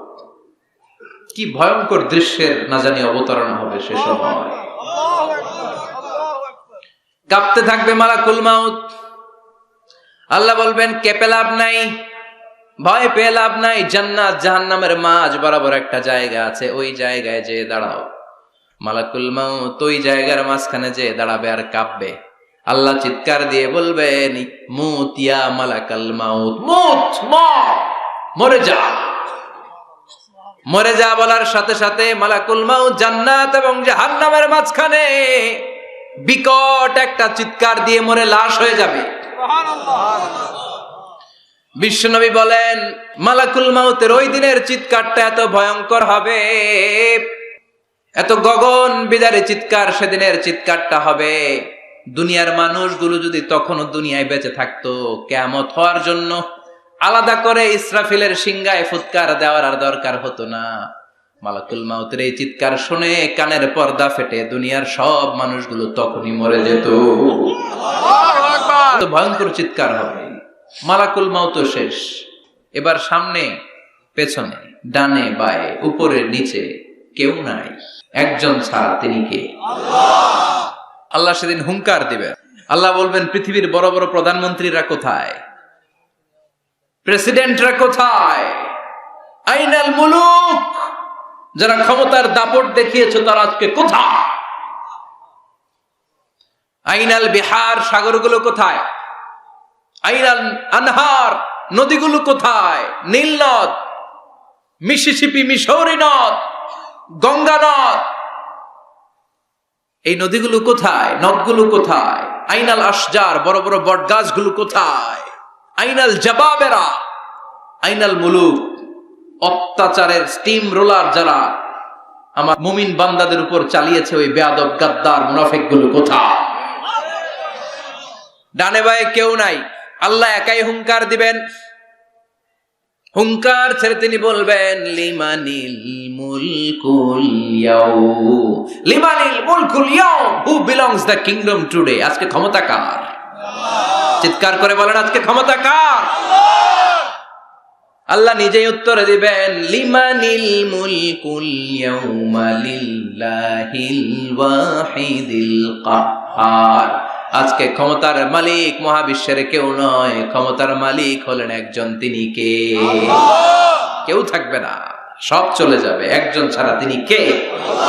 এজন্য আল্লাহ বললেন আল্লাহকুমুত তাকাসুরু হাত্তা যুরতুমুল মাকাবির, দুনিয়ার লোভ লালসা তোমাদেরকে মোহাচ্ছন্ন করে রেখেছে। এই মোহ কোনোদিন তোমাদের কাটবে না। হাত্তা যুরতুমুল মাকাবির, যতদিন না কবরে ঢুকবা। চিল্লায় বলেন ঠিক কিনা? এজন্য বিশ্বনবী বলতেন কবর হলো জাহান্নামের প্রথম স্টেশন, কবর হলো আখিরাতের প্রথম স্টেশন। কবরের এই স্টেশনে যদি মাফ পাওয়া যায়, সামনে যতগুলো স্টেশন পার হতে হবে সবগুলারে সহজ করে দিবে কে? আর কবরের স্টেশনে যদি গন্ডগোল লাগে, সামনে আরো গন্ডগোল আছে না নাই? বেশি না কম? এজন্য বিশ্বনবী বলতেন আল কবর ইম্মা রাউদাতুম মিন রিয়াদিল জান্নাহ আও হুফরাতুম মিন হুফারিন নার। কবর হয়তো কারো জন্য জান্নাতের বাগান, কিংবা কারো জন্য জাহান্নামের গর্ত। আমরা আল্লাহর কাছে দোয়া করি, আল্লাহ আমাদের সকলের কবর গুলোরে জান্নাতের বাগান বানিয়ে দাও। এজন্য বিশ্বনবী সব সময় দোয়া করতেন, আল্লাহুম্মা ইন্না নাউযু বিকা মিন আযাবিল কবর। ও আল্লাহ, কবরের আযাব থেকে তুমি আমাদের বাঁচাও। পড়ে না আমিন? বিশ্বনবী বলতেন, আমি দেখেছি কবরের মধ্যে তোমাদেরকে প্রশ্ন করা হবে, কবরে তোমাদের পরীক্ষা নেওয়া হবে। পুরো দুনিয়াটাই যেমনি পরীক্ষা, আখিরাতের প্রথম স্টেশন কবরেও পরীক্ষা আছে না নাই? প্রশ্ন আছে না নাই? কয়টা? জোরে বলেন। মুমিনদের জন্য 4টা, কাফিরদের জন্য 3টা। ভালো করে জানেন, চিল্লায় বলেন মুমিনদের জন্য কয়টা, কাফিরদের কয়টা? প্রশ্নপত্র ফাঁস করে দিছে কে? কথা কন। এরপরও যদি ফেল করি, দোষ কার? দোষ আমাদের, আমাদের দোষ। কবর দেওয়ার পরে 40 কদম যখন আত্মীয়রা চলে যায়, 2জন ফেরেশতা আসবে, বসাবে। এই ঘটনাটা আমারও ঘটবে, আপনারও ঘটবে, বিশ্বাস হয়? প্রস্তুত আছেন তো? বসিয়ে দেয়া হবে। মুমিন বান্দাকে প্রথম প্রশ্ন করবে, আমার রব্বুক, তোর রবের নাম কি? মুমিন বান্দা বলিষ্ঠ কণ্ঠে বলে দিবে, আল্লাহ আমার রব, এই রবি আমার সব। পড়েন, আল্লাহ আমার রব, এই রবি আমার সব। দমে দমে তনু মনে তারি অনুভব। তোমার দুনিয়াতে আমি যেদিকে তাকাই, অথই নেয়ামাতে ডুবে আছি সবাই। পাখ পাখালির গানে শুনি তসবিহ কলরব, তসবিহ কলরব। আল্লাহ আমার রব, এই রবি আমার সব। পড়েন আমিন।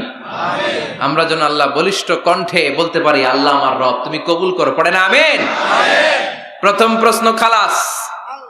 দ্বিতীয় প্রশ্ন, আমা দীনুক, তোর দিনের নাম কি, ধর্মের নাম কি? চিৎকার দিয়ে আমরা বলবো আমাদের ধর্মের নাম। তৃতীয় প্রশ্ন করা হবে, মান হাযার রাজুল, দেখো তো এই লোকটারে চিনো কিনা, এই লোকটারে চিনা চিনা লাগে কিনা।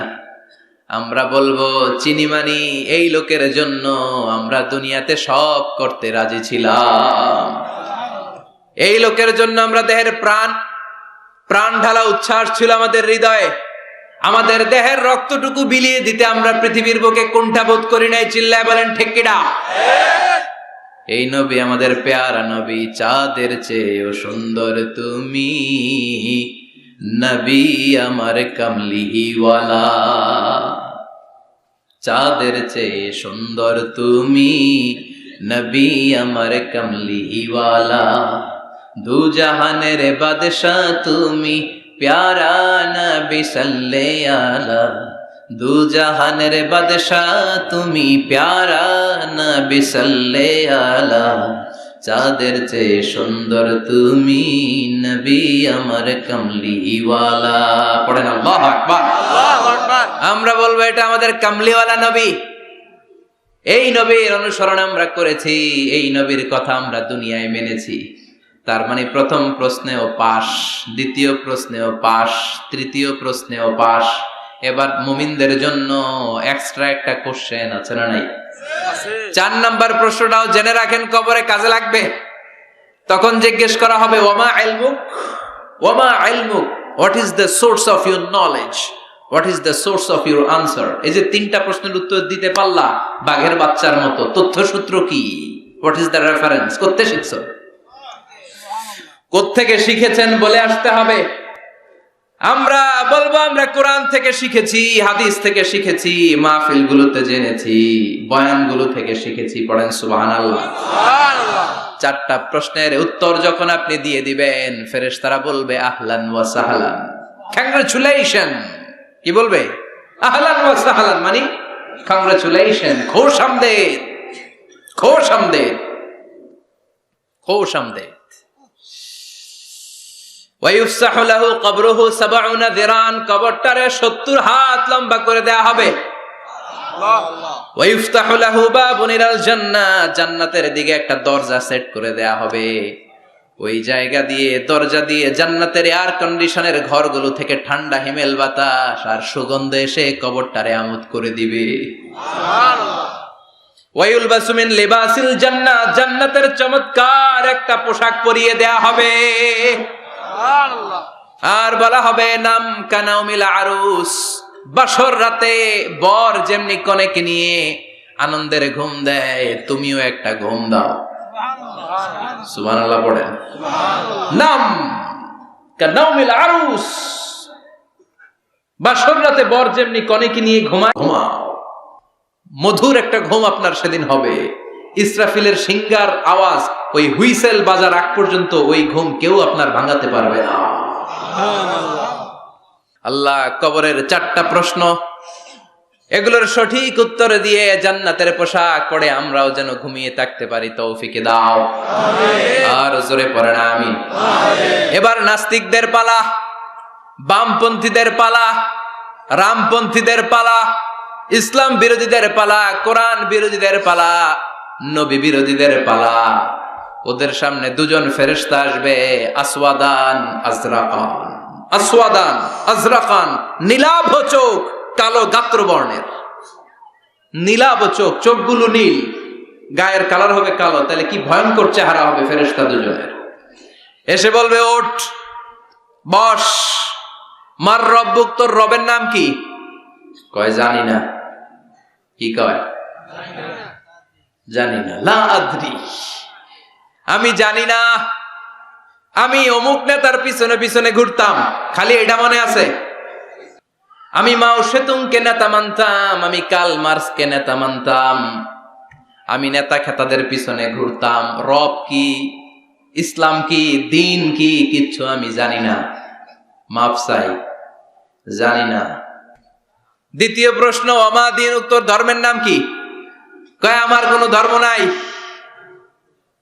আমার কোনো ধর্ম নাই, আমি হলাম নাস্তিক। আমি কি? কথা বলেন, আমি কি? আমি 1 প্যাকেটের বিরিয়ানির সন্ধান পাইলে শাহবাগের প্রজন্ম চত্বরে যায় ডান্স দিতাম। এরকম ডাকাইত আছে না নাই? ওমা দিন, উত্তর ধর্ম কি? কয় জানি না, মাফ চাই, আমি কিচ্ছু জানি না, ধর্ম টর্ম নাই আমার, আমি নাস্তিক। ফেরেশতারা বলবে ও তুমি নাস্তিক, দাঁড়াও, আর একটা বাকি প্রশ্ন, এরপরে খেলা শুরু। ঠিক কিনা? 3 নাম্বার প্রশ্ন, ওমান হাযার রাজুল, এই লোকটাকে চিনো কিনা দেখো। নাস্তিক বলবে না চিনি না, তবে নাম শুনেছি, ওনার বিরুদ্ধে আমি ব্লগে লিখতাম। এরকম ব্লগার আছে না নাই? ওনার পারিবারিক জীবন নিয়ে আমি মানুষের মধ্যে সন্দেহ উস্কে দিতাম। ওনার পুত পবিত্র চরিত্রের ব্যাপারে আমি দুনিয়ার বুকে মন্দ কথা বলতাম। ওনারে আমি গালি দিতাম, আমি ছিলাম ওনার বিরুদ্ধ শক্তি, ওনার পক্ষের কোন শক্তি আমি ছিলাম না, আমি সব সময় ওনার বিপক্ষে ছিলাম। ফেরেশতারা বলবে হায় হায়, তুই তো 00, 100তে কত পাইছে? কথা কর। লা দারাইতা ওয়ালা তালাইতা, কিছুই পারলি না, তুই তো পোড়া কপাল। ফায়ুতরাকু মিন মাতারিক মিন হাদিদ, লোহার একটা হাতুড়ি থাকবে, এক হাতুড়ির বাড়িতে মাথাটা ছিন্ন বিচ্ছিন্ন হয়ে যাবে, দেহটা জমিনের মধ্যে ঢুকে যাবে, তার চিৎকারে ওই কবরস্থানটা থার থার করে কাঁপবে, কিন্তু কেউ শুনবে না। মানুষ আর জিন ছাড়া সবাই শুনবে। এজন্য মাঝে মাঝে কবরস্থানে দেখবেন গরু বেঁধে রাখলে রশি টুসি ছিঁড়া গরু দেয় দৌড়, আছে না নাই? এক একটা আঘাত এসে ছিন্ন বিচ্ছিন্ন হয়ে যাবে। ইউকালু লিল আরদি, জমিনকে বলা হবে ইলতাইমি, চাপ দাও, প্রেসার মারো। ফাতাখতালিফা আদলাউহু, দেহের এই পাঁজরগুলো ডান দিকের পাঁজর বাম দিকে যাবে, বাম দিকের পাঁজর ডান দিকে আসবে, পুরো দেহটা পাউডার হয়ে যাবে। তার এক একটা চিৎকারে পুরো কবরস্থান থার থার করে কাঁপবে। হাত্তা সা, আর এই খেলা চলতে থাকবে ইসরাফিলের সিংহা পর্যন্ত। মুমিনের ঘুম চলতে থাকবে ইসরাফিলের, আর ওর সাথে ফেরেশতাদের খেলা আছে না নাই? এটার নাম ফাইনাল খেলা। কি খেলা? কথা বলেন, আরো জোরে বলেন। এজন্য আল্লাহ বললেন কবরে তোমার যেতেই হবে। আলহাকুমুত তাকাসুরু হাত্তা যুরতুমুল মাকাবির, কবরে তোমাকে যাওয়াই লাগবে। কবরের শাস্তি তোমার পেতেই হবে, কবরের পরীক্ষার সম্মুখীন তোমাকে হতেই হবে। জোরে বলেন ঠিক কিনা? এজন্য মাঝে মাঝে কবরস্থানে যাওয়ার দরকার আছে না নাই? বিশ্বনবী বলেছেন নাহাইতুকুম আন জিয়ারাতিল কবর, আমি এক সময় কবর জিয়ারত করতে নিষেধ করতাম। আল আনা ফাজুরুহা, এখন বললাম কবর জিয়ারত করো, সমস্যা নাই, কিন্তু কবরে পড়ে থাকা ব্যক্তিটার কাছে কিছু চাওয়া যাবে নাকি? কথা বলেন। আল মাইয়িতু ফিল কবর কাল গরিকু ফিল বাহর, সাঁতার না জানা ব্যক্তি সাগরে পড়লে যত অসহায়, কবরে পড়ে থাকা ব্যক্তি তার চাইতেও বেশি অসহায়। সে আপনারে কি দিবে? আপনি দিয়ে আসবেন, যে আপনি সালাম দিয়ে আসবেন, দোয়া দিয়ে আসবেন, সে আপনার কিচ্ছু করতে পারে না। করতে পারে একজন, তিনি কে? এজন্য খবরদার, কবরস্থানে আগরবাতি দেয়া যাবে না, মোমবাতি দেয়া যাবে না, লাল সালু দেয়া যাবে না, মশারি দেয়া যাবে না। অনেকে কবরস্থানে মশারি টাঙ্গায় আছে না নাই? কেন? মশা কামড়ায় তো মশারি দেয় কেন? ঘটনাটা কি? দেখবেন যে বেয়াদবটা কবরস্থানে যে মশারি দেয়, মাজারে মশারি দেয়, ওর বাপেরে মশায় খায়, ওর মায়ের ডেঙ্গু রোগ, কামড়াইতে কামড়াইতে ওর মায়ের ডেঙ্গু জ্বর, ওর বাবারে কামড়ায়, মশায় খায়, মারে মশায় খায়, মা বাবারে মশারে না দিয়ে মাজারে দিয়ে আস, কপাল পোড়া। মাজারে মোমবাতি দিয়ে আসে, আছে না নাই? মোমবাতি কেন দেয়? ভিতরে আলো নাই নাকি? আহা, কপাল পোড়া। মোমবাতি দিবেন যেখানে ইলেকট্রিসিটি নাই, যেই ঘরে আলো নাই ওই ঘরে আলো দিলে আপনার বাবার কবরে আলো দিয়ে দিবে কে? আর মাজারে যায় মোমবাতি দেয়, ছাগল দেয়, গরু দেয়, মানত করে, আছে না নাই? মানত করতে হবে একজনের নামে, ইন্নী নাযারতু লিররহমানি সাওমা, আল্লাহ ছাড়া কারো নামে মানত করা চলবে না। এজন্য খবরদার, কবর জিয়ারত করবে। এজন্য কবরে গেলে মনটা নরম করে দেয় কে? আল্লাহ। বাবার কবর মাঝে মাঝে জিয়ারত করবেন, কবর জিয়ারতে বাধা নাই, কিন্তু কবরে পড়ে থাকা ব্যক্তির কাছে চাওয়া যাবে না। চাবেন কার কাছে? আল্লাহ। বিশ্বনবীর কবরের সামনে যে যদি কিছু চান, সৌদি আরবের পুলিশ পিটায়া মসজিদ থেকে বের করে দিবে। বিশ্বনবীর কবরের সামনে হাত পাতলে হাতে বাড়ি মারে, আছে না নাই? দেখছেন না? বলে অ্যাবাউট টার্ন, পিছনে ঘুরেন, কেবলা তো ওইদিকে, কেবলার মালিক আল্লাহর কাছে চাও। দিতে পারে তো একজন। এজন্য খবরদার, কবরে যে কিছু চাওয়া যায় না। কবরে জিয়ারত করবেন, যে সালাম দিবেন, কি দিবেন? আসসালামু আলাইকুম আহলা দিয়ার মিনাল মুমিনিন ওয়াল মুসলিমিন ওয়া ইন্না ইনশাআল্লাহু বিকুম লাহিকুন আনতুম লানা সালাফ ওয়া নাহনু লাকুম তাবা ইয়ারহামুল্লাহ আল মুস্তাকদিমিনা মিন্না ওয়াল মুস্তাখিরিন নাসআলুল্লাহ লানা ওয়া লাকুমুল আফিয়া। বিশ্বনবী কবর দেখলে এই লম্বা দোয়াটা পড়তেন, চিল্লায় পড়েন সুবহানাল্লাহ। এর মানে হলো কবরবাসীরা সালাম, আল্লাহ আপনাদের উপর রহমত করুক, আপনারা নিচে আমি উপরে, তার মানে এই না আমি একদিন আসবো না। সবার গন্তব্য একটা, দ্য সেম ডেস্টিনেশন। আপনারা হয়তো কিছুদিন আগে গিয়েছেন, কিছুদিন পরেই আমরা আসতেছি। কথা বলেন, এটা মাথার মধ্যে ঢুকিয়ে দেয় কে? এজন্য কবর জিয়ারতের দরকার আছে না নাই? এজন্য আল্লাহ বললেন আলহাকুমুত তাকাসুরু হাত্তা যুরতুমুল মাকাবির, দুনিয়ার ভোগের সামগ্রী তোমাদেরকে পাগল বানিয়ে দিয়েছে, কবরে না ঢোকা পর্যন্ত তোমাদের এই গাফলতি কোনোদিন শেষ হবে না। এরপরে আল্লাহ বললেন কাল্লা, নেভার, কখনো না। তোমরা যে ভাবতেছো টাকা পয়সা ক্ষমতা তোমারে বাঁচিয়ে রাখবে, পারবে নাকি? কাল্লা সাউফা তা'লামুন, অচিরেই জানতে পারবা আসল ঘটনা কি।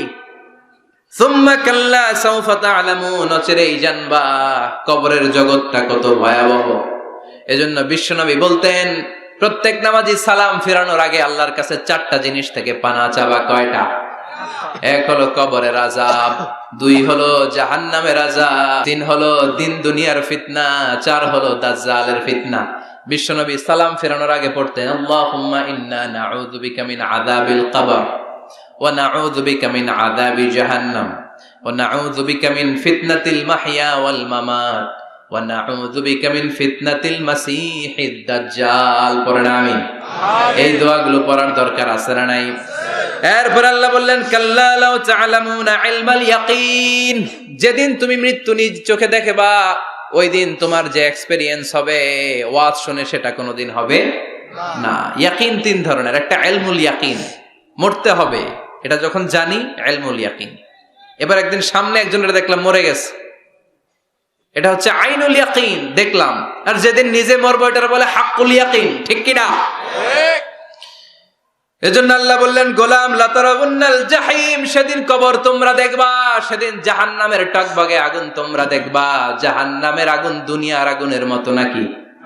কথা কন। জাহান্নামের আগুনকে আল্লাহ বলেছে নারুল্লাহ, এটা আল্লাহর আগুন। কার আগুন? গ্যাসের চুলা দিয়ে আমরা ঘরে যে তরকারি পাকাই যে আগুন দিয়ে, এই আগুন জাহান্নামের আগুন একরকম, 70 গুণ বেশি তেজওয়ালা। দুনিয়ার আগুন হাতে লাগলে হাত জ্বলে, পায়ে লাগলে পা জ্বলে। জাহান্নামের আগুন দেহের যেখানেই লাগুক না আগে কলিজাটা জ্বলে যাবে। আগে কোন জায়গাটা জ্বলবে? নারুল্লাহিল মুখদা আল্লাতী তাত্তালিউ আলাল আফইদা, আগে কলিজাটা ছারখার। সেদিন তোমরা সেই ভয়ঙ্কর দোজখ দেখবা। সুম্মা লাতারাবুন্নাহা আইনাল ইয়াকিন, চাক্ষুষ দেখবা। সুম্মা লাতুসআলুন্না ইয়াওমা ইযিন আনিন নাঈম, সেদিন আল্লাহর দেয়া সবগুলো নেয়ামতের ব্যাপারে তোমাদের জিজ্ঞেস করবে কে? লাতুসআলুন্না ইয়াওমা ইযিন আনিন নাঈম। বিশ্বনবী একদিন রাতের বেলা ক্ষুধার্ত, প্রচন্ড ক্ষুধা। ক্ষুধার চোটে ঘর থেকে বের হয়ে দেখে আবু বকরও বাইরে, ওমরও বাইরে। ঘটনা কি? হোয়াট এ কোইন্সিডেন্ট, কেমনে মিলে গেল? বিশ্বনবী বললেন আবু বকর বাইরে কেন? কয় নবী ক্ষুধা। ওমর তুমি তো এই টাইমে বাইরে থাকো না, বাইরে কেন? কয় ঘরে খাওয়ান নাই। বিশ্বনবীর পেটেও খাবার নাই। বিশ্বনবী বললেন চলো এক আনসারী সাহাবীর বাড়িতে যাই। যে দেখেন সাহাবী বাড়িতে নাই, ফ্যামিলির লোকদের জন্য কুয়া থেকে পানি আনতে গেছে। পানি এনে দেখে বিশ্বনবী আর আবু বকর ওমর দাঁড়ানো। সাহাবী বলে ও নবী, গভীর রাতে আপনি আমার বাড়িতে এসেছেন, আমার চেয়ে সৌভাগ্যবান এই মুহূর্তে পৃথিবীতে কেউ নাই। ও নবী কি মেহমানদারি করব? বিশ্বনবী বললেন যা আছে তাই নিয়ে আসো। সাহাবা খেজুর বাগান থেকে খেজুরের ডাল ভেঙে আনলেন। ওই ডালের মধ্যে বিশ্বনবী কত প্রামাণ্য বর্ণনা দিচ্ছেন। বিশ্বনবী বললেন খেজুরের ডালে আছে কিছু কাঁচা খেজুর, কিছু পাকা খেজুর। আমরা তিনজন মিলে টানাটানি করে খেতে লাগলাম, ক্ষুধায় অস্থির। আমাদের সামনে ছাগল জবাই করা হলো, আগুনে ঝলসে গোশতগুলো দেয়া হলো, তিনজন মিলে ভাগ করে খেলাম। বললাম আবু বকর এতক্ষণ ক্ষুধার্ত ছিলা, ক্ষুধা দিছিল কে? এখন তোমার পেটে ক্ষুধা আছে নাকি? কয় নাই। এই নেয়ামত তোমার দিল কে? সুম্মা লাতুসআলুন্না ইয়াওমা ইযিন আনিন নাঈম। বিশ্বনবী বললেন ও আবু বকর এই যে নেয়ামত এই মাত্র খেলা, এই নেয়ামতের ব্যাপারেও তোমারে জিজ্ঞেস করবে কে? তাইলে প্রতিটি নেয়ামতের ব্যাপারে ইন দ্য ডে অফ জাজমেন্টে প্রশ্ন আছে না নাই? নেয়ামত আল্লাহ আমাদেরকে কম কম দিছে, তাই না? কথা কন, কথা কন। ঠিক যেই মুহূর্তে আমরা এখন সুস্থ, অসুস্থ হয়ে হসপিটালে পড়ে আছে না নাই? মৃত্যুর সাথে কঠিন পরিস্থিতিতে পড়ে আছে, এরকম আছে না নাই? এজন্য আল্লাহ বললেন ওয়া ইন তাউদ্দু নি'মাতাল্লাহি লা তুহসুহা, এত নেয়ামত দিয়েছি গুণে শেষ করা যাবে না। কিয়ামতের দিন এই নেয়ামতগুলোর ব্যাপারে পাই টু পাই আমাদের কাছে হিসাব চাইবে কে? আল্লাহ। কথা কোন? আল্লাহ। 5টা বিষয়ের হিসাব চাইবে। নাম্বার 1 আন হায়াতিহি ফিমা আফনা, তোমার জীবনটাকে তুমি কোন কাজে লাগিয়েছো? এটা হচ্ছে কমন কোশ্চেন। কবরের প্রশ্ন আমাদের 4টা, আর কিয়ামতের ময়দানে কয়টা? কথা কোন? নাম্বার 1 জীবন দিয়েছে, জীবন কোন কাজে লাগিয়েছো? নাম্বার 2 জীবনে যে যৌবন আছে যৌবনটারে কোন কাজে লাগিয়েছো? ঠিক কি না? যৌবনের ইবাদত আল্লাহর কাছে বড় প্রিয়। যুবক যারা নামাজ পড়ে, বুড়ো হলে নামাজ পড়তে না পারলেও আমল নামায় নামাজের সওয়াব দিবে কে? আল্লাহ।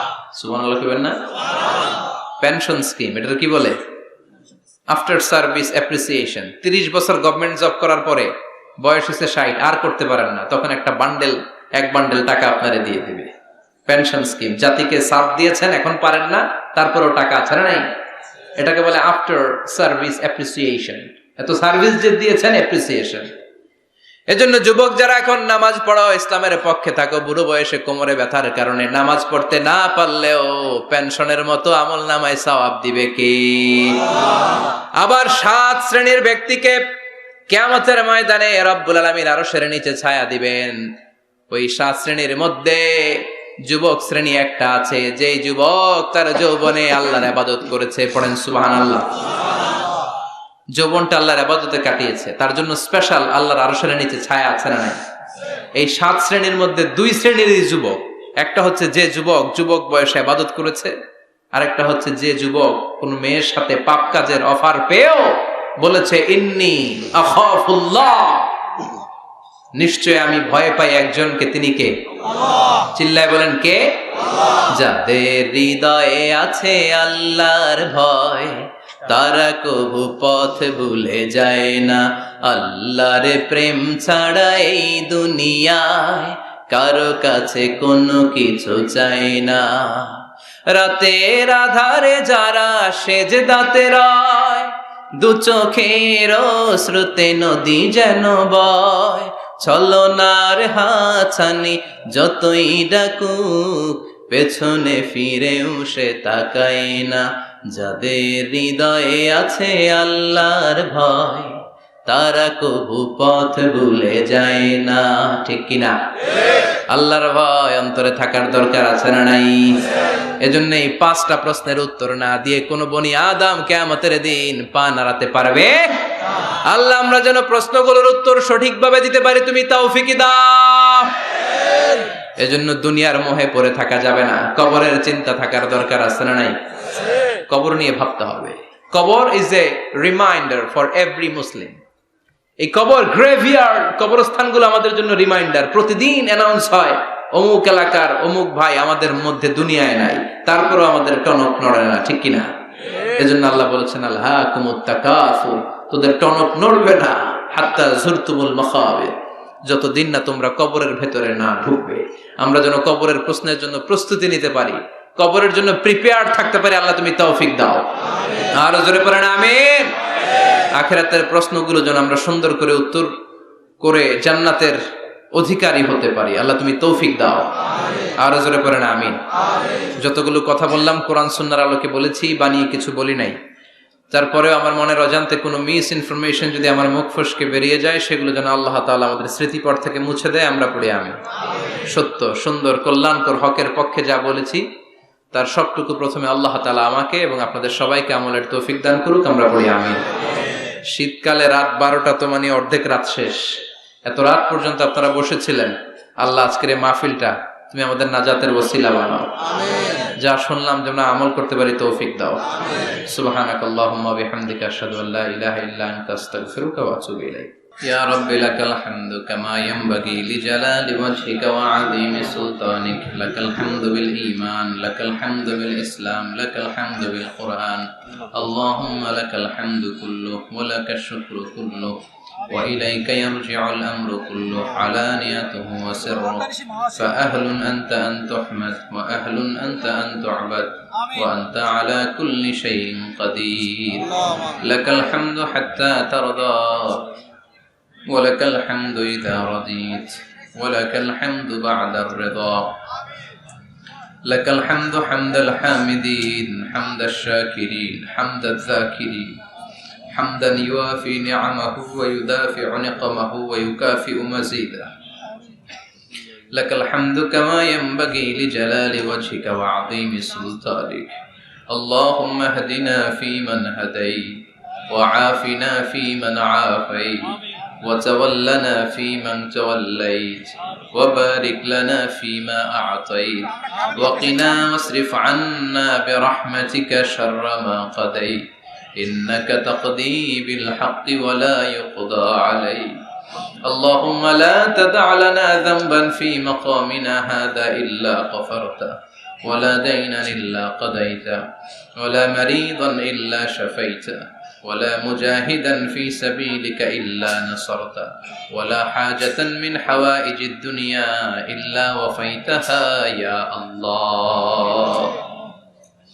اللهم اجعل القرآن العظيم ربيع قلوبنا ونور صدورنا وجلاء أحزاننا وذهاب همومنا وغمومنا واجعله شفيعنا يوم الحساب وارزقنا تلاوته آناء الليل وأطراف النهار ربنا ظلمنا أنفسنا وإن لم تغفر لنا وترحمنا لنكونن من الخاسرين ربنا آتنا في الدنيا حسنة وفي الآخرة حسنة وقنا عذاب النار রব্বুল আলামিন আমাদের হাতগুলো তুমি কবুল আর মঞ্জুর করে দাও আমাদের জীবনের সব গুনাহ তুমি মাফ করে দাও আমাদের গুনার কোনো শেষ নাই সীমা নাই আমাদের গুনার কোনো শেষ নাই সীমানা নাই রব্বুল আলামিন আমরা গুনাহগার গুনাহ আমাদের বেশুমার আমাদের গুনাহ যত বড়ই হোক তোমার রহমান নামের দরিয়া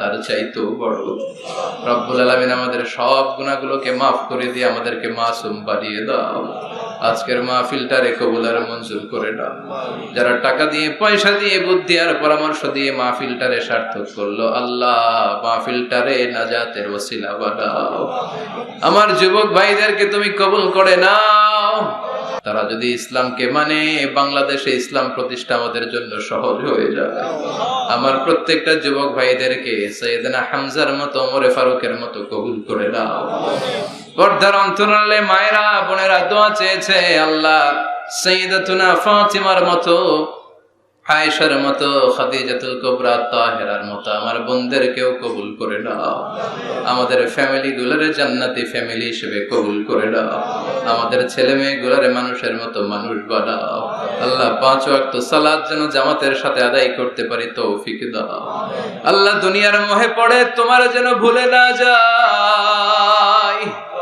কবরের প্রস্তুতি যেন নিতে পারি কবরের ভয় যেন আমাদের অন্তরে থাকে তুমি তৌফিক দাও রব্বুল আলামিন ফাজিল মাদ্রাসা কামিল পর্যন্ত উত্তীর্ণ হওয়ার জন্য যা যা করা দরকার ব্যবস্থা করে দাও এই মাদ্রাসার শিক্ষক মণ্ডলীকে কবুল করে নাও গভর্নিং বডিতে যারা আছে কবুল করে নাও ছাত্র ছাত্রীদেরকে যুগ শ্রেষ্ঠ আলেম বানিয়ে দাও রব্বুল আলামিন আমাদের আব্বা আম্মা যাদের বেঁচে আছে হায়াতে তাইয়্যিবা দান করে দাও আমাদের যত মৃত আত্মীয় স্বজন কবরের বাসিন্দা কবরগুলোরে জান্নাত বানিয়ে দাও রব্বুল আলামিন যারা ব্যবসা করে ব্যবসায় বরকত দিয়ে দাও চাকরি করে চাকরিতে বরকত দিয়ে দাও যাদের কাঁধে ঋণের বোঝা ঋণ হালকা করে দাও রব্বুল আলামিন আমার ভাইদের মনের সব নেক মাকাসেদ পূরণ করে দাও বাংলাদেশের উপর তুমি তোমার খাস রহমত বরকত নাজিল করে দাও নেয়ামত দিয়ে তুমি আমাদের জীবনটারে ধন্য করেছো রে মাওলা তোমার নেয়ামতের শুকরিয়া কোন ভাষায় আমরা করব এই সুন্দর ভাষা তোমাদের জানা নাই